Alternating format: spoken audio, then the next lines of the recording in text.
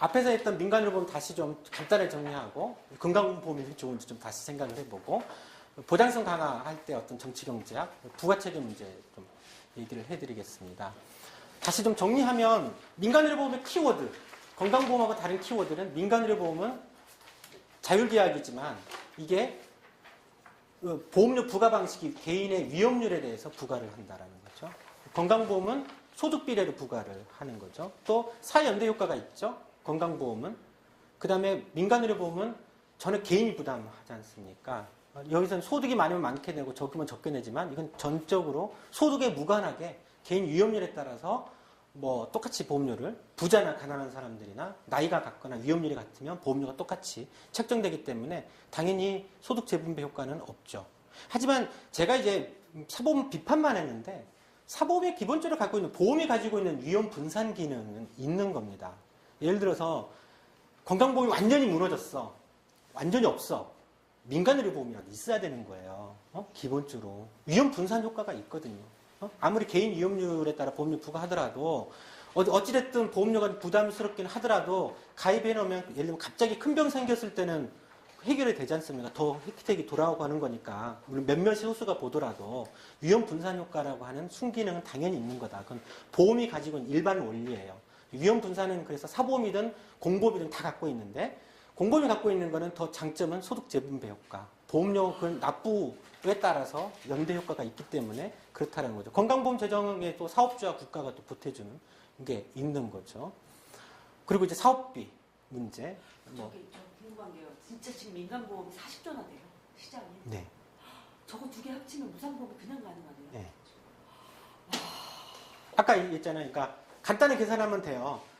가구당 20만 원씩 민간으로 보면 월 20만 원이다. 그러면 2인 이상 가구만 따졌을 때 1,400만 가구란 말이죠. 대충. 1,400만 가구가 월 20만 원씩 12개월을 납부한다고 계산기 두들겨 보세요. 33조가 나옵니다. 근데 최근에 이게 2008년도 데이터니까 거기에서 조금씩 더 계속 증가했단 말이죠. 2008년도라고 하면 실손의료보험이 기껏해 한 1,000만 명 정도밖에 판매 안 됐을 시점이지 않습니까? 2009년도 이후에 또 1,000만 명 넘게 가입했거든요. 민간의료보험에 20만 원씩 갖다 주는데 왜 건강보험에 20만 원을 못 내는 걸까요? 대한민국은. 어이없다. 그래서 이런 핵심적인 구조의 차이가 있다. 구조의 차이가 있어서 가능한 좀 그렇고 이거 뭐 아까 다물빠지면 노실손보험 얘기할 때 그런 문제들을 좀 얘기를 했죠. 그리고 여기서는 간단하게 얘기만 하면 질병 위험이 있는데 이런 고혈압 있다라고 해서 보험 가입해요라고 하더라도 그건 꼭 좋은 보험은 아니다. 이유가 있다. 예를 들어서 보험료를 더 할증시킨다거나 보험료를 더 높게 부과한다거나 또는 부담보 조치 같은 거를 하죠. 고혈압이 있어도 하는 건 예를 들면 고혈압은 빼고요. 이런 식으로 하는 거죠. 위궤양 아련제 흔적이 저기 있는데 그것도 보험 가입은 되는데 대신에 위에 생기는 질환은 부담보 조치합니다라고 하는 얘기는 위에 암이 생겼든 뭐가 생겼든 다 빼는 거예요. 위궤양 때문에 그 부위에서 발생되는 병을 다 빼는 방식으로 부담보 조치를 하고 그런 방식으로 해서 그래서 그게 이제 기항력 있다라고 가입시켜주는 일부 보험이 있지만 꼭 좋은 건 아니다. 물론 당뇨가 있으면 다 당뇨를 가입해주는 보험은 거의 없을 겁니다. 민간의료보험 상품에서는. 그렇고 묻지도 따지도 않는 보험은 국민건강보험밖에 없다. 민간보험 반드시 따집니다. 그리고 건강보험의 혜택은 이거는 뭐 실제로 이제 사용자 부담금이 반이 직장 가입자는 반을 부담해주고 그러기 때문에 직장 가입자든 지역 가입자든 자기가 낸 보험료 대비 받는 혜택은 훨씬 우수합니다. 우리 뭐 사업주 부담까지 포함을 한다라고 하더라도 보통 이제 빼고 많이 얘기를 하죠. 또 국고 지원도 같이 들어가고 있기 때문에 굉장히 우수하고 아까 했던 그 건강보험의 소득 재분배 효과는 굉장히 큽니다. 이거는 장상환 교수 논문 결과를 이렇게 이진석 교수가 표로 만든 걸 제가 그대로 인용을 한 건데 우리나라 조세 정책이 가지고 있는 소득 재분배 효과가 굉장히 형편없어요. 근데 이제 이게 재정 지출 정책, 주로 이제 사회보장이라든지 복지 쪽에서 소득 재분배 효과가 사실 큽니다. 그래서 뭐 소득세 비중이 얼마 크지 않지 않습니까?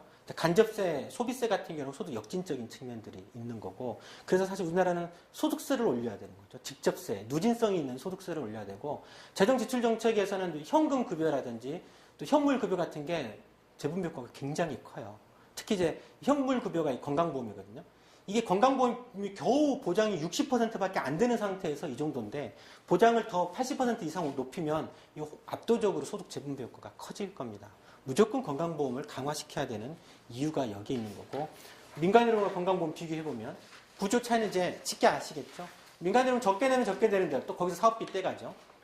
소득이 많은 사람은 많이 하겠지만 사업비는 떼가지만 건강보험은 소득에 따라서 보험료는 내는 차등은 있지만 이용할 때는 똑같이 받는 혜택은 거의 비슷하게 받는 연대 효과가 발생이 되는 거죠. 그래서 그럼 건강보험을 어떻게 강화할 거냐, 어느 정도가 필요하냐라고 하면 저희 목표는 건강보험 보장률은 80%입니다. 높지 않습니다. 무상울이 아닙니다. 80%. 지금 현재는 62% 정도. 80%만 올리더라도 사실은 실손보험은 필요하지 않아요. 안보험은 따로 드시고 알아서 개별적으로. 그럼 건강보험 보장은 무관한 보험이거든요. 정액형은 상관없어요. 정액형 마음대로 가입하셔도 됩니다. 근데 이제 실손보험 같은 경우에는 적어도 건강보장률이 80%라고 하면 가입할 필요가 없어져요. 일괄적으로 80%냐? 그렇지는 않습니다. 입원은 90%, 외래는 70% 그대로 유지. 약값이나 이런 것도 70% 보장 유지하는 거고 대신에 상한제, 100만 원 상한제를 캡을 씌우자라는 거죠. 큰 병원비가 들어가지 않기 때문에. 그래서 단순하게 그럼 80% 올리려고 하면 어떻게 하는 거냐? 현재 2013년 기준으로 총 진료비가 64조입니다. 건강보험이 40조 정도 제정해줬고 본인부담으로 24조란 말이죠. 그러면 이게 이제 62%대인데 보장률이 목표로 80%로 올리게 되면 어떻게 되냐? 이론적으로 총 진료비는 변화가 없죠. 단지 총 진료비 중에서 누가 부담을 높이느냐, 건강보험 부담을 높이고 본인 부담을 낮추자라는 거죠. 그래서 예를 들어서 80%로 올리게 되면 이론적으로는 건강보험이 지금부 40조보다 한 11조 정도 더 부담해주고 대신에 본인 부담은 11조가 빠지겠죠. 총 진료비 변화는 없는 겁니다. 총 진료비 변화는 이론적으로는 없습니다. 그래서 보장성 확대라고 하는 거는 총 진료비를 올리자는 운동이 아니고 총 진료비 이렇게 들어가는데 이 중에 본인 부담이 너무 많이 차지하고 있단 말이죠. 이것 때문에 가계 파탄이 나기 때문에 큰 병원비 들어가고 이게 아니고 이거 건강보험 부보장을 높여서 본인 부담을 낮추자라는 운동입니다.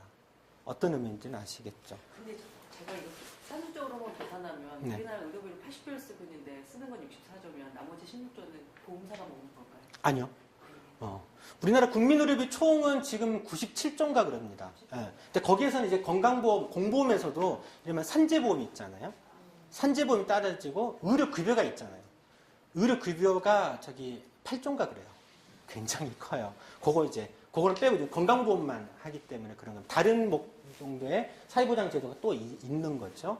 일단 건강보험만 가지고 얘기를 할 때 단순하게 건강보험 보장을 확대하는데 80% 올리는 거는 건강보험 재정을 지금보다 11조만 올리면 돼요. 11조 올리면 11조 본인 부담이 줄어드는 효과가 있을 뿐인 거죠. 그래서 건강보험공단에서 지난 대선 전에 실천적 건강복지 플랜이라고 제시했어요. 이 건강보험공단에서도 본인 부담 상한제를 대폭 하향하자라고 그래요. 그래서 재난적 의료비 부담 해소하자. 필수 중심의 의료 보장성 강화하자. 3대 비급여 다 급여하자. 라고 얘기를 했었죠.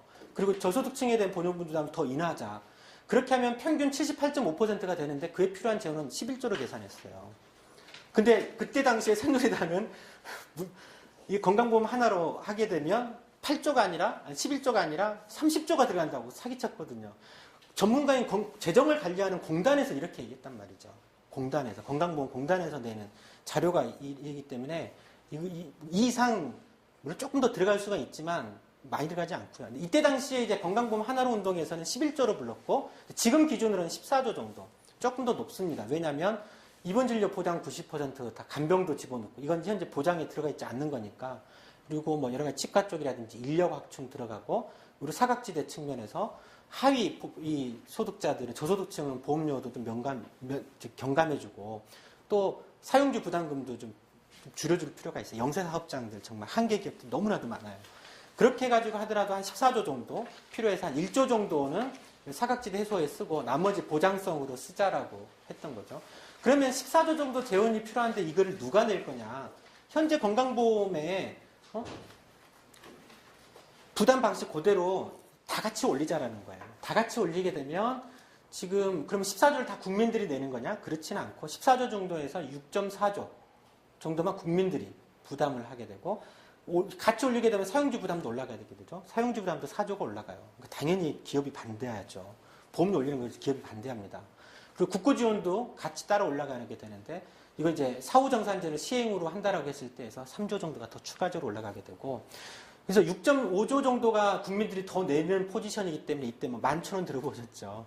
그게 한 6.5조를 인구 5천만 명으로 월 단위로 나누면 11,000원이 나옵니다. 그래서 11,000원인 거지 모든 국민이 다 이건희도 11,000원 나도 11,000원 내는 거냐 그런 건 아니고 건강보험은 지금 소득이 있는 사람들에게 내는 사람들이 일괄적으로 한 30% 정도 보험료 인상하게 되면 되는 겁니다. 앞에서 여기에서 62%를 80%로 만들려고 하면 재정에 지금 이 재정을 30%만 더 곱하면 돼요. 3, 42 하면 18이지 않습니까? 아니 30% 곱하면 3, 6, 18%니까 62% 더하기 18%면 80%가 좀 넘는 거예요. 단순하게 계산하면. 그래서 30% 정도 더 내면 사실 해당되는 재원이 확충되고 그 재원은 국민들만 내는 게 아니라 뭐 사용주도 내고 기부도 같이 올라가는 그런 구조라는 거죠. 그리고 6.5조 중에서 국민들이 그러면 어느 정도 6.5조도 어떻게 배분되느냐? 지금 건강보험료는요. 건강보험료만 따지면 상위 30%가 전체 건강보험료 수입의 60%를 내고 있어요. 그 구조거든요. 그래서 실제 상위 30%가 내는 비중이 6.5조 중에서 3.8조 내고 하위 전체 국민의 70%가 내는 거는 겨우 2.7조밖에 안 돼요. 이 14조 중에서도 한 20%가 안 되는 정도. 이걸 만약 부가체계 개편을 소득 중심으로 바꾸게 되면 저소득층의 부담료는 훨씬 줄어들게 되는 측면들이 있겠죠. 그래서 그걸 정리를 했는데 이거는 이제 2012년도 기준으로 했던 거를 제가 건강보험 재정을 높이고 그러면 본인 부담은 줄어들겠죠. 각각의 부담, 국민 사업주 국가가 각각 올리게 되면 이렇게만 하더라도 국민의 입장에서는 대략 13조의 본인 부담을 직접 호주머니 나가는 걸 줄이는 대신에 건강보험료를 내는 거는 6.5조란 말이죠. 6.5조 더 내고 난 13조 줄이는 거지 않습니까? 6.5조 더 내면 나머지 6.5조는 또 국가와 사업주가 더 같이 보태주니까 이것만 보더라도 얼마나 이익입니까? 근데 거기다가 덤으로 이제 민간의료보험 지출을 적어도 정액형은 놔두더라도 실손의료보험은 지출할 필요가 없어지는 거죠. 물론 이제 지금 실손의료보험 특약만 없어진다라고 하면 이것보다 훨씬 적어져요. 근데 이제 우리가 실손보험으로 목적으로 가입할 때는 7만 원에서 만 원짜리 2만 원 내는 게 아니라 7에서 10만 원을 내거든요. 이것도 막 집어넣어가지고 이제 그것까지 다 합쳐서 했을 때 한 20조 내외의 효과가 발생이 되는 측면들이 있는 겁니다. 그래서 이건 이제 당장 이제 이게 건강보험 하나로가 실현이 되면 사보험 지출이 상당 부분 줄어요. 적어도 실손보험은 가입할 필요가 없고 또 해야 가지 않더라도요. 건강보험으로 다 하지 않습니까? 실손보험이 보장할 영역이 거의 없어지기 때문에 보험료가 쫙 빠져요. 만 원, 2만 원 했던 게 기껏해야 뭐 1,000원도 안 되게 빠져버립니다. 해약 안 해도 되고 안 해도 어차피 갱신할 때 보험료가 쫙 빠지게 돼 있습니다. 그런 것들 좀 이해하시면 될 것 같고요. 그래서 지금은 이제 건강보험 보장이 취약하니까 본인 부담은 늘어나게 되고 그것 때문에 사보험에 많이 가입하고 있지만 정작 사보험 아까 얘기했죠. 실제 노후 의료비가 빵꾸 나기 때문에 이게 본인 부담을 해결해주는 기능이 약해요. 별로 없어요. 그리고 보장성을 확대하게 되면 전체 사보험 지출도 줄고 본인 부담 지출도 줄기 때문에 국민 차원, 전 국가 차원에서는 의료비가 좀 더 줄어드는 효과가 있게 되는 거죠. 그럼 이걸 뭐 누가 어떻게 하자는 거냐? 사실 지금 건강보험의 보장을 결정하는 거는 건정심이에요. 국회가 아니에요. 법을 바꿔야 될 문제가 아니란 말이죠. 법이 아니고 건강정책심의위원회라고 있어요. 보건복지부 산하에. 여기에는 우리 가입자 대표로 가입자가 8명, 공급자 8명, 공익 8명으로 24명, 그리고 위원장까지 25명이 결정하는 구조입니다. 그래서 여기서 보험 재정만 확보하면 보장성 마음대로 올릴 수 있어요. 여기서 결정하는 거지 여기서만 결정하면 돼. 근데 재원이 없으니까 서로 돈을 안 내려고 그래. 그래서 가입자 대표인 민주노총 한국노총 들어가 있고 사용자 대표 들어가고 있고 뭐 시민단체 다 들어가고 있지만 여기서 재원 방안이 안 나오는 거예요. 그러다 보니까 보장성 해결이 안 되는 거예요. 보장성 확대라고 요구는 하는데 이해관계가 너무 복잡해. 너무 복잡해. 지금은 이제 가입자와 공급자하고만 싸워. 이해관계가.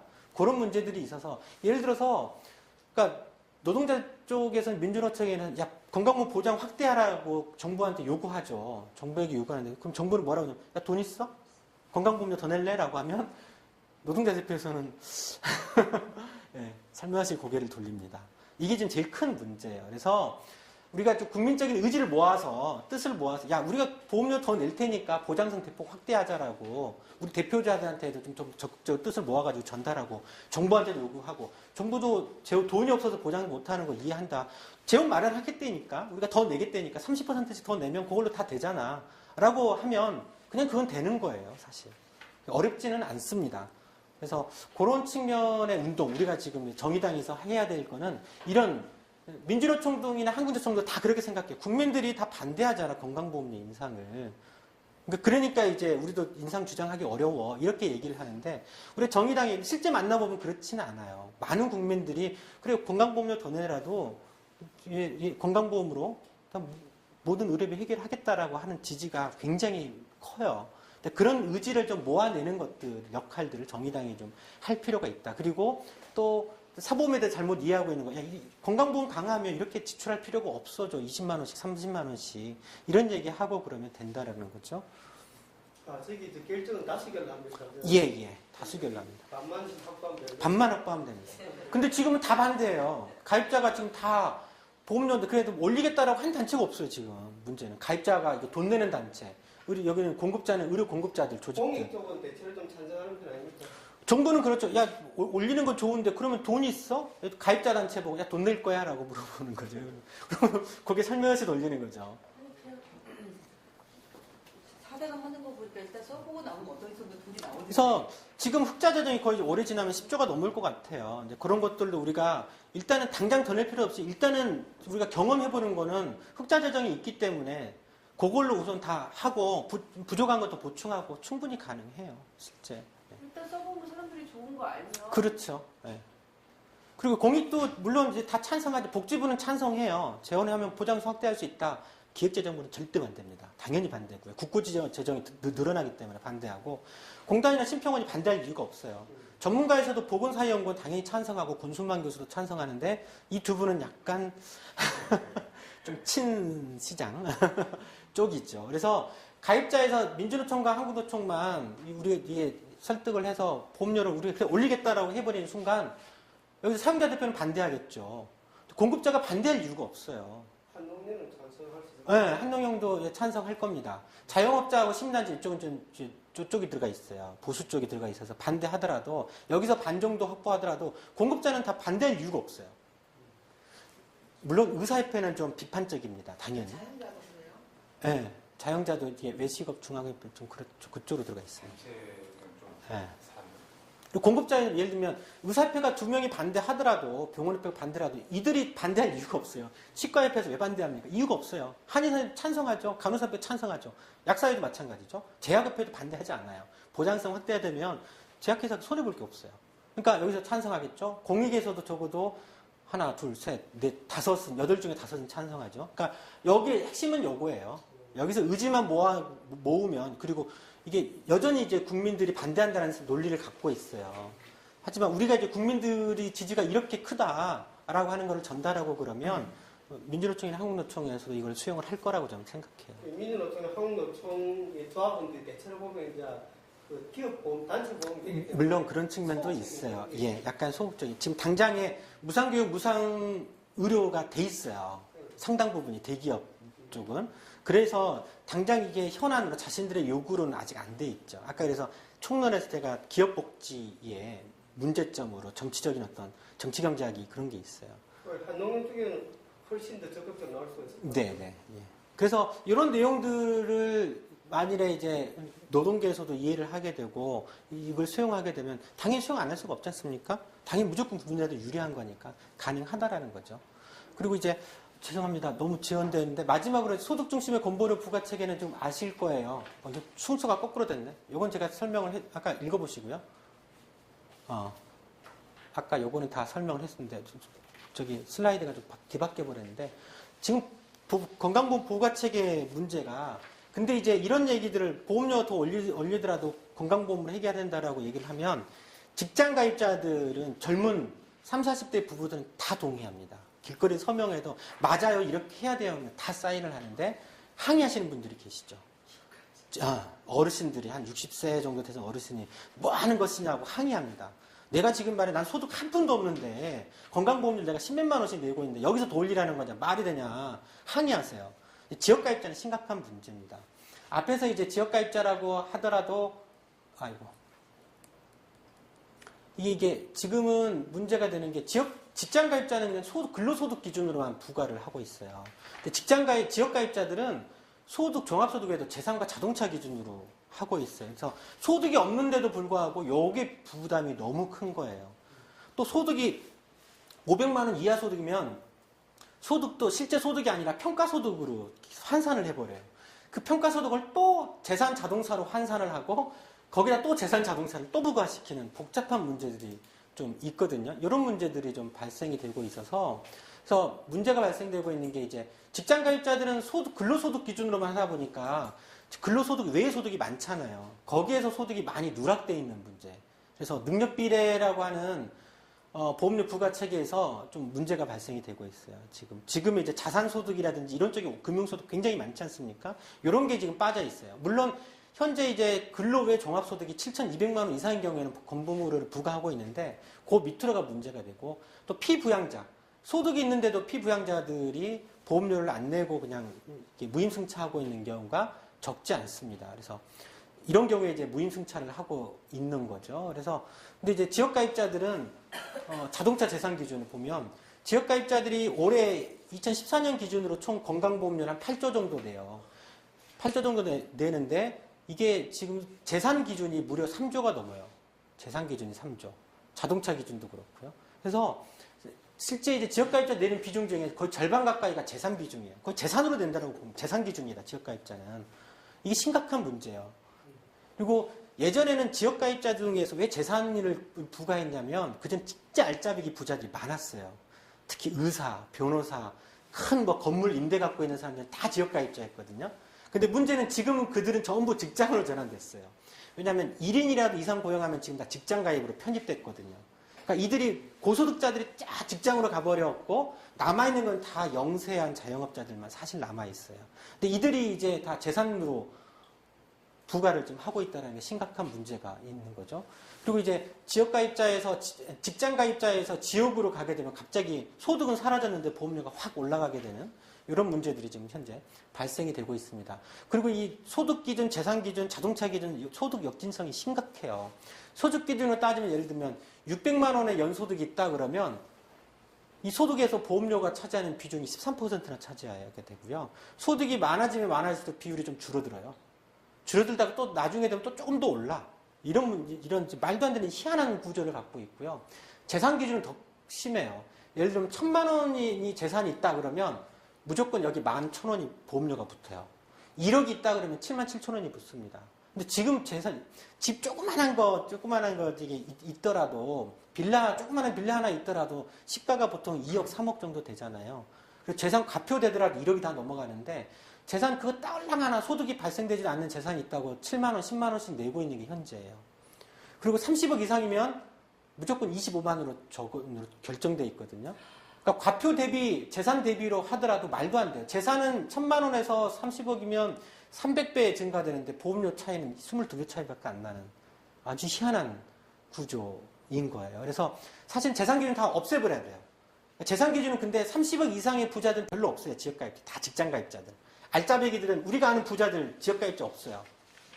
재벌 회장님이 다 직장가입자로 돼 있어요. 회장님이시잖아요. 월급 받잖아요. 월급 받고 배당소득 왕창 많잖아요. 그래서 지역가입자는 다 여기에 몰려 있고요. 이 건강보험료 다 이분들이 내고 있어요. 1억, 3억 사이에 있으신 분들이 내고 있는 문제가 있어요. 자동차 기준 말도 할 것도 없이 자동차 조금 하나 있다라고 해가지고 보험료가 10,000원, 20,000원씩 붙고 있는. 그래서 이건 다 없애버려야 돼요, 사실. 재산 기준을 없애버리고 소득 중심으로 가야 되는 거죠. 그러니까 지금 소득을 보면 소득세법상에서 소득은 이게 종합소득이 있고 퇴직소득, 양도소득이 있습니다. 종합소득이라고 하면 이렇게 보통 한 5개, 6개로 나눠지고 있죠. 근데 지금 건강보험료는 주로 근로소득으로만 기준으로 하고 있는데 이자, 배당, 사업소득이라든지 연금소득 이런 소득에도 건강보험료를 부과를 해야 된다는 거죠. 또 퇴직소득, 양도소득 같은 경우에도 부과를 해야 됩니다. 실제. 근데 지금 건강보험공단에서는 소득 중심으로 가게 되면 여기에다 부과하자. 또 이 소득세법상 소득 이외에도 상속 증여소득이 있어요. 여기에도 이제 건강보험료를 부과하자라는 게 건강보험공단의 안이었는데 정부가 이 안을 보고 깜짝 놀랐지. 예를 들면 근로소득 이외에 보시면 이자소득 있고 배당소득, 사업소득 있으신 분들은 다 부자들이에요. 실제. 그러니까 우리나라에서 이제 굉장히 부자들만 이런 소득 갖고 있어요. 그리고 퇴직소득, 양도소득도 마찬가지예요. 물론 이제 퇴직소득은 일정 이하면 세금은 거의 안 내죠. 그러니까 대부분 서민들은 이런 소득, 그 양도소득이라든지 이런 세금을 거의 안 내요. 실제. 그리고 서민들이 상속증여 받을 게 별로 뭐가 있습니까? 근데 대부분 부자들이 이거 세금을 내는 거거든요. 근데 그러니까 부자들한테 훨씬 세금이, 건강보험료 부담이 늘어나게 되고, 서민들, 특히 지역가입자들 서민들의 건강보험을 대폭 완화시켜줘요. 그래서 건강보험료의 그 보험료 부과의 형평성이 급격하게 좋아지는 효과가 있어서 서민 감세 효과가 발생이 되고 부자 증세 효과가 발생이 돼서 정부가 이거를 안 하려고 지금 최소화하려고 해요. 그래서 정부 건강보험공단에서 보면 이제 소득 중심으로 바꾸게 되면 종합소득이라든지 양도 상속증여소까지 다 건강보험료를 부과하게 되면 이렇게 총 한 4조 가까이 이게 보험료 5.5%였고 2011년도 기준으로 했으니까 최근 기준으로 따지면 거의 5조 6조 정도의 추가적인 건강보험료가 거쳐요. 그리고 지역가입자는 아까 8조 중에서 적어도 4조 절반 이상은 경감시켜줘야 됩니다.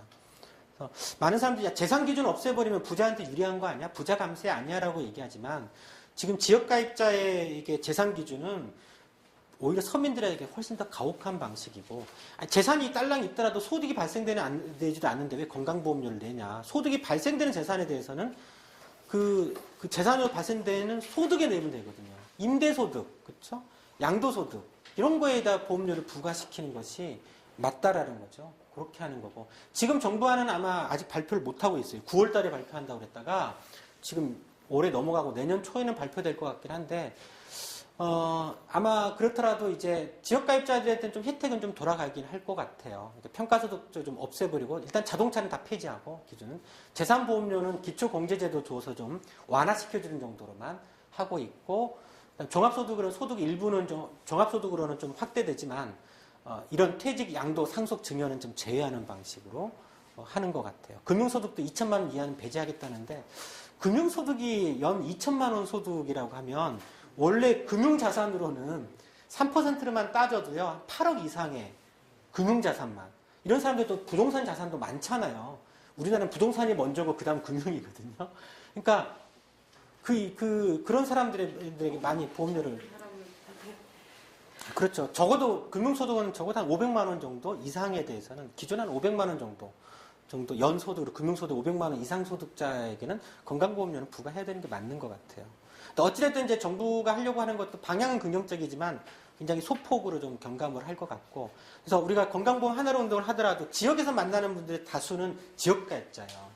그래서 이런 내용도 일괄에게 좀 정리를 해가지고 어르신들 지역가입자들은 건강보험 하나라고 하더라도 보험료가 오히려 더 적게 낸다 지금보다 소득이 없으면 안 내도 되신다라고 얘기를 해줘야 돼요. 혹은 최소한 기준보험 기본보험료 정도만 내고 그렇기 때문에 우리가 보험료 올리자라고 하더라도 어르신들은 소득이 없으면 오히려 줄어드는 겁니다. 재산 기준 없애고 자동차 기준 없애고 이런 얘기를 같이 해줘야 됩니다. 그런 방식으로 하면 좀 될 것 같습니다. 마지막 이제 Q&A 그렇다도 궁금한 것들이 많으실 건데 이건 다 일일이 설명하면 어려울 것 같아서 아까 대부분 대로 한 것 같아요. 새누리당 할 때 비판했었죠. 2배 이상 증가한다는 건 사실 맞지는 않다. 물론 그런다고 진짜 의료 이용량이 하나도 증가하지 않아? 이건 거짓말입니다. 의료 이용량은 증가합니다. 의료 이용량이 증가하는 효과는 과잉진료는 통제가 가능하고요. 과잉진료뿐이 아니라 어디서 의료 이용량이 증가하는 효과가 있냐면 지금 건강보험 보장이 좀 낮기 때문에 저소득층이 미충족 의료 서비스가 꽤 있어요. 병원비 부담 때문에 의료 이용을 안 하는 사람들 이런 사람들이 보장이 확대되면 이런 사람들이 드디어 의료 이용을 하는 효과가 발생되기 때문에 저소득층에서는 새롭게 발생되는 의료 이용이 있기 때문에 그거 의료 이용량은 증가합니다. 근데 그 비중은 크지는 않습니다. 제가 계산했을 때는 최대 2조 정도 되는 것 같은데 어쨌든 그렇더라도 우리는 재정 총량은 유지하는 식으로 할 거라서 크게 문제되지는 않습니다. 또 뭐 대형 병원으로 환자 쏠림 문제도 있지만 이런 많이 얘기하는데 이건 다 반대 논리거든요. 건강보험 보장 반대 논리로 사용하는 건 문제가 있는 것 같아요. 대형병원 지금 보장률이 대형 병원으로 갈수록 보장률이 뚝 떨어져요. 큰 병원 가면 50%밖에 안 돼요. 평균이 62%인데도 불구하고 의원급은 거의 66%지만 보장률이 종합병원 갈수록 55% 이렇게 떨어져요. 그런데도 불구하고 대형병원 쏠림이 심하거든요. 이거는 보장하고 다른 문제예요. 그러면은 대형병원 쏠림을 막기 위해서 대형병원 환자들의 보장률을 더 떨어뜨려야 되냐? 이거 말이 안 되지 않습니까? 좀 다른 논리인 거고 환자 쏠림 문제는 이거는 우리 질 문제하고 연결돼 있어서 그게 좀 문제예요. 다 큰 병원, 좋은 병원들이 다 서울에 몰려 있고 의료 인력이 다 서울로만 몰려버리기 때문에 발생되는 문제이기 때문에 이건 다른 과제인 거지. 요것 때문에 이게 해결 안 되면 보장성 못 한다라고 한 논리는 이 운동을 반대하는 논리밖에 안 됩니다. 건강보험 보장 확대가 의사나 병원 수익을 늘려주는 거 아니냐. 많은 분들이 하는데 그렇지 않습니다. 의사나 병원들은 수익이 늘어나는 효과가 없어요. 아까 그랬듯 의사나 병원은 이미 비급여 다 수입이잖아요. 총 진료비 수입이잖아요. 우리가 하겠다는 건 총 진료비 속에서 건강보험이 더 내라. 우리 본인 부담 줄이고 이 배분 문제인 거지. 의료기관은 이 배분이 어떻게 되든 상관없어. 총 진료비로 받는 거니까. 그러니까 의사들이나 병원 수익이 늘어나는 효과는 거의 없어요. 일부 있는 거는 그동안 미충족 의료 서비스, 저소득층의 의료용을 좀 더 많은 효과 좀 하기 때문에 매출은 증가되는 효과가 있어요. 그런다 해가지고 이게 대단하게 무슨 하는 건 아닙니다. 그런 문제가 있고. 공공의료 확대 문제. 공공의료 확대가 안 되면 그러면 보장성 못 하느냐 이런. 해봐야지 민간의료기관이 많기 때문에 밑빠진 독에 물 붓기다라는 것도 말이 안 됩니다. 지금 비급여 자체가 건강보험 통제가 안 되잖아요. 이걸 급여화 시키게 되면 드디어 비급여가 통제가 가능하기 때문에 진료비 자체를 오히려 적정하게 유지할 수가 있어요. 그런 문제들이 좀 있고. 그동안 건강보험료 조금씩 올라갔죠? 그렇죠? 근데 보장성 확대가 안 돼. 그 이유가 뭘까요? 조금씩 올라요. 1%, 2%.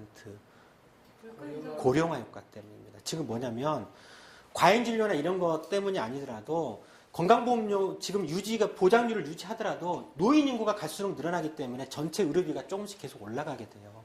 근데 그렇더라도 그 올라가게 되는 문제를 정부나 이쪽 금융 사보험사에서는 이 건강보험으로 해결 못한다. 개개인별 알아서 사보험으로 해결하라고 하는 건데 사보험으로 더더욱 해결이 안 되는 걸 아까 봤었지 않습니까? 건강보험으로만 해결을 해야 돼요.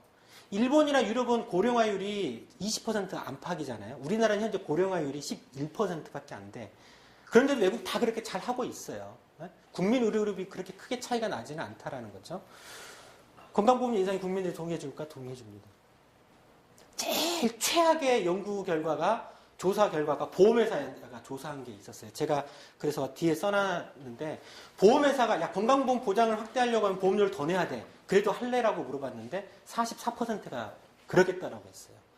그리고 민간의료보험에서는 민간의료보험으로 만일 하게 되면 보험료를 더 내야 되거든요. 이 얘기는 좀 빼고 그렇게 이제 보험료를 더 낼래라고 하는 좀 부담을 주는 방식으로 물어봤는데도 불구하고 44%가 동의했다라고 하는 건 굉장히 큰 동의예요. 보험회사가 물어봤는데도. 근데 우리가 이런 내용 가지고 좀 더 이렇게 하는 게 훨씬 유리하다라고 설명한다라고 하면 대부분 설득이 가능합니다. 사보험 일자리가 줄어드는 보험 설계사 문제.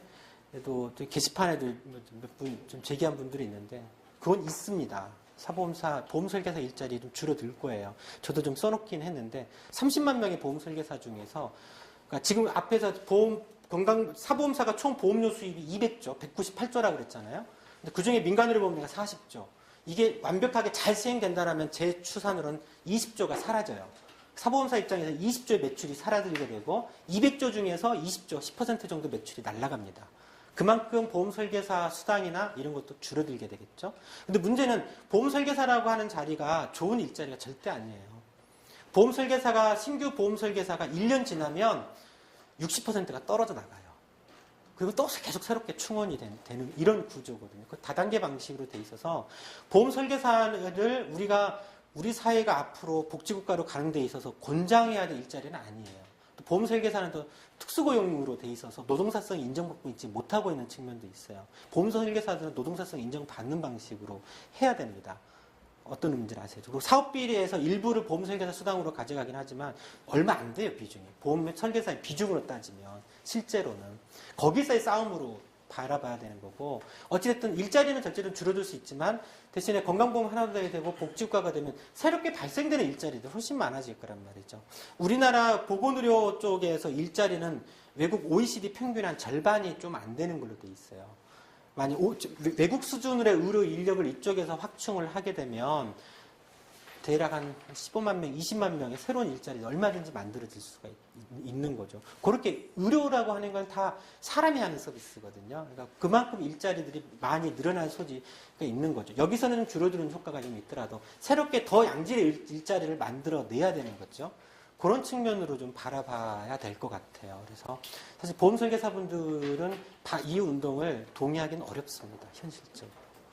하지만 좀 큰 맥락으로 좀 바라봐야 되는 거고, 보험 설계사라고 하는 것 자체가 어쨌든 지속적인 안정된 일자리는 아니라고 하는 한계들 좀 이해하실 필요가 있고, 물론 이제 좀 노동자성을 인정받고 정식 대우를 받아야 돼요. 보험 설계사도 굉장히 불공정 계약으로 보험사하고 계약 관계가 유지되고 있기 때문에 그런 문제들이 있죠.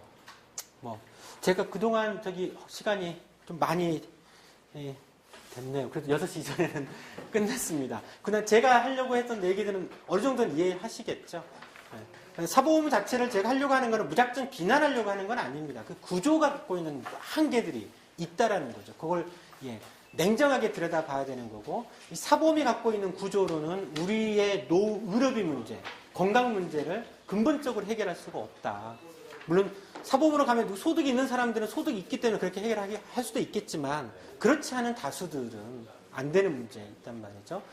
모든 국민들이 차별 없이 건강권이 보장이 되는 사회를 만들기 위해서는 건강보험을 확대로 건강보험으로 의료비 문제는 해결을 하는 수밖에 없습니다. 그런 운동을 우리가 좀 해야 될 것 같고요. 우리가 복지국가를 만드는 데 있어서 이 건강보험 문제가 저는 가장 중요한 키라고 봐요. 우리 사회가 계속 신자유주의 사회로 가고 있는 거에 물꼬를 돌릴 수 있는 키포인트가 저는 건강보험 문제가, 이 건강보험을 강화시켜야만이 국민들이 이제 복지라든지 복지국가에 대한 인식이 다시 바뀌게 될 거고, 그랬을 때 이제 다시 우리가 복지국가 방향으로 틀 수 있을 거라고 생각을 합니다. 이상입니다. 이 광범위한 이 정말 엄청난 내용을 들어주셔서 혼란스럽기도 하겠지만 고맙습니다.